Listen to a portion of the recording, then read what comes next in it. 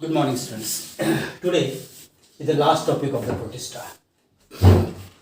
As you know, that the protista is a unicellular eukaryotic individual, and we have discussed protista in the different subgroups. That is the flagellated protista, ciliated protista, protista having pseudopodia.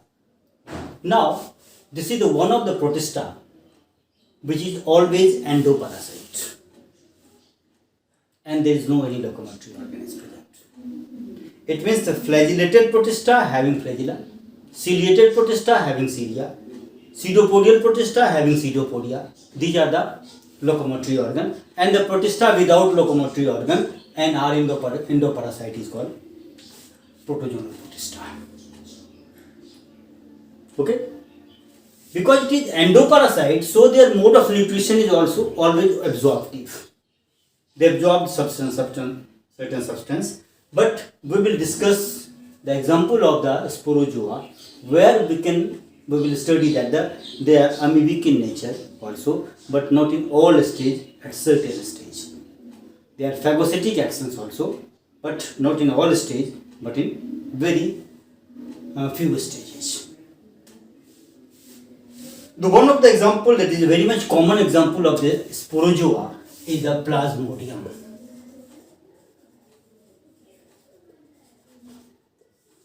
And Plasmodium vivax is one of the common species. Of course, in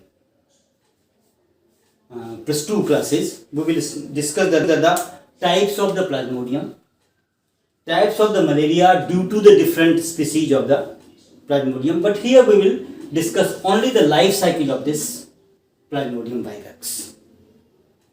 It is digenetic in nature. Digenetic in nature. And here the primary host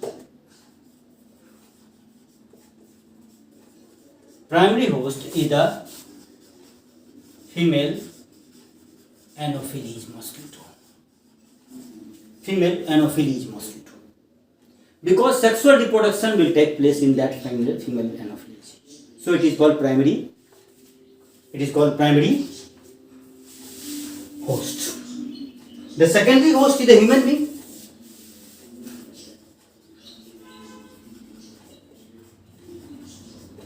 Secondary host is the human being. Because in this human being, only division, only reproduction by asexual, and that is multiple fission. Multiple fission. Just we have discussed in the first chapter of this particular, we will discuss in later stage in the reproduction. Then you will see that the multiple fission, or you have studied in the 10th class, that the multiple fission will take place in case of amoeba in the adverse condition, and multiple fission take place in the Plasmodium in for condition, in favorable condition. So it is not hard and fast that the multiple fission will have has need of the adverse condition, and during cystation it will divide. But in case of amoeba, when the cyst is formed, then the multiple fission will take place. But in case of the Plasmodium, the multiple fission will take place in the normal condition, in the favorable condition. When, how, we will discuss. Now, firstly, this digenetic individual that is called Plasmodium have primary host, that is female Anopheles, and the secondary host, that is human being. And this Plasmodium vivax is called the causative agent of the malaria.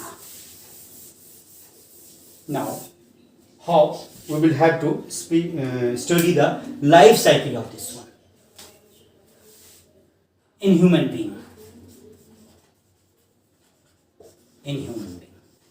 First, we will have to study what happens in human. Whenever infected mosquito,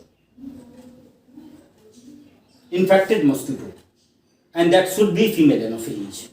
If the female Anopheles is infected, and they have completed the inserted plasmodium have complete their life cycle in mosquito, and inside that particular salivary gland, the sporozoites are present. Suppose this is the human skin, and mosquito bite it and pour sporozoites with saliva. Why this bite? What is cause of piercing? To suck the blood. It means blood will come out from the skin, and this saliva serve as an anticoagulant, and that saliva have sporozoites.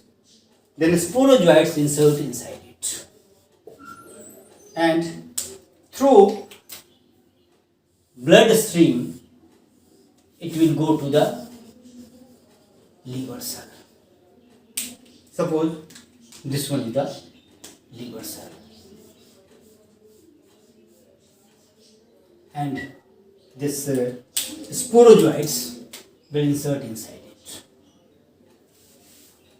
Here multiplication, here division by the multiple fission takes place, and their product is called merozoites. There is no any adverse effect of the merozoites has been observed. This merozoite is not the cause of the merozoite of liver cell is not the cause of the malaria. But when merozoites insert inside the RBC, when merozoites insert into the RBC,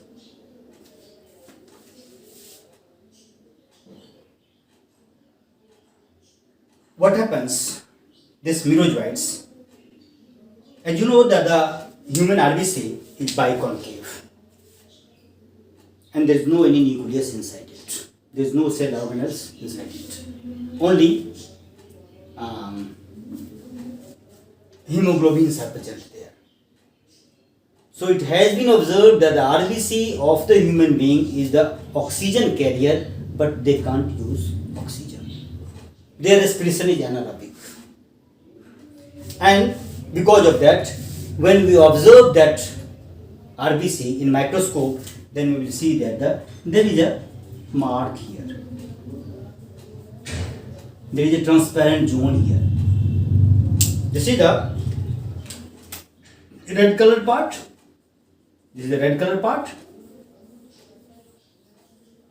where hemoglobin is present, and this is. And it has been observed there is a merozoites present here. It looks like a ring. So this is called signet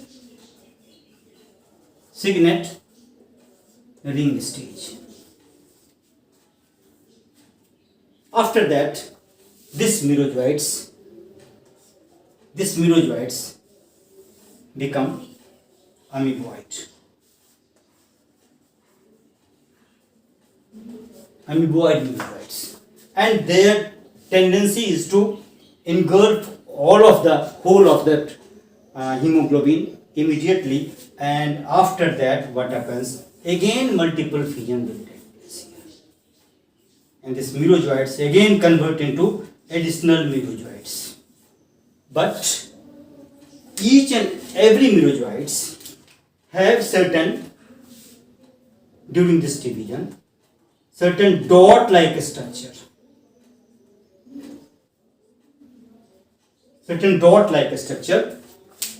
And that is called schizont. SCHI,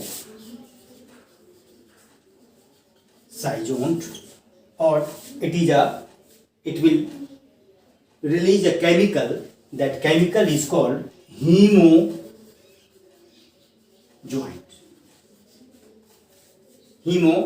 join. Hemojoins. From this to this. From this to this. It means whenever it will insert inside one RBC. And when the RBC bursts to release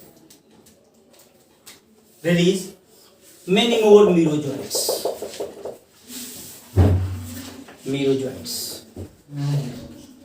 It will take 24 hours. It may be 48 hours, it may be 12 hours. It is totally dependent upon the subspecies of the Plasmodium. But it is periodic. And there is one of the significant feature of the malaria fever, that there is a periodic shivering cold with high fever. And this hemojoint is the cause of the periodic shivering cold with high fever. And it will be released after each and every fixed period. Because of that, it is the cause of the periodic shivering cold during high fever. Now, what happens whenever merojoids will be engulfed by the, one thing, that merojoids have capacity to either insert inside the new RBC, or some of the merojoids convert into haploid gametes. Now what happens? Again these merojoids act upon RBC. They again complete this 24 hours. Suppose the number of merojoids is 1000. Number of merojoids here 100. It means they act upon the 100 RBC, and each and every RBC produce 1000 merojoids. It means that will act upon the 1000 into 100 RBCs, and that much quantity of the hemojoint is released. So it has been observed that the periodic fever, when repeated, then the duration of the fever will be gradually high, and the patient become very much weak, and that will not be treated by the particular type of the medicine, then it may be the cause of death. It is very much common medicine nowadays. During this particular period, this medicine is very much common, known to all persons. That is the quinine tablets, hydroquinone tablets, and that is also the somewhat beneficial for the coronaviruses also. It is not the exact medicine of the coronavirus, but it has been observed that by the treatment of this particular hydroquinone tablets, it is somewhat relieved, or some of the patient will cure also. Now, what happens after that?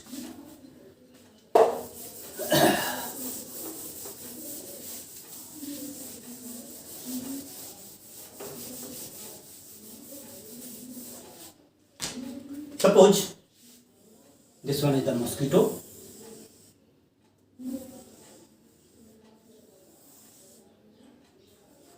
It is alimentary canal of mosquito.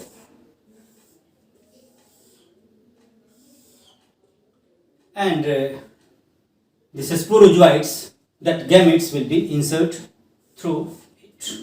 Suppose it is here, one is the male gamete and another is the female gamete, that is the female gamete, that is the male gamete. It has been observed that the male gamete divide mitotically to produce 6 male gametes, and one of male gamete fuse to form the zygote. One of that fuse to form the zygote. This zygote change their shape like this. It means it has capacity to pierce. And what happens? This is made up of the epithelial bodies, wall of alimentary canal. It pierces and come here. After that, what happens? They multiply many more. And the time will come